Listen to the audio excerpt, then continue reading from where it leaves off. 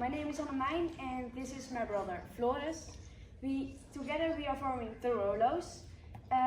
We are very delighted to play in such a wonderful historical environment. And it's extra special for us because it's the first time we play outside the Netherlands. So yes, that's where we're from. What can you expect from us? We play a mix of classical, Latin and jazz music. In the Netherlands we study both equally jazz and classical music. Maybe it's not the easy way to study both, but we think if we go deep in both approaches, there will evolve a musical understanding and synergy that makes us capable of creating and performing new music and doing what we like to do. Beautiful.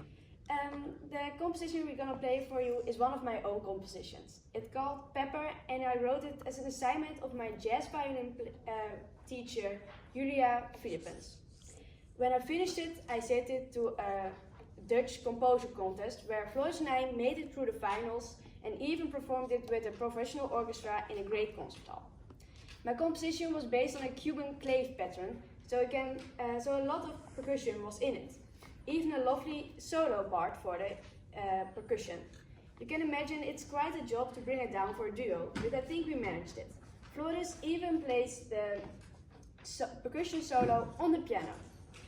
Have fun with Pepper. Okay.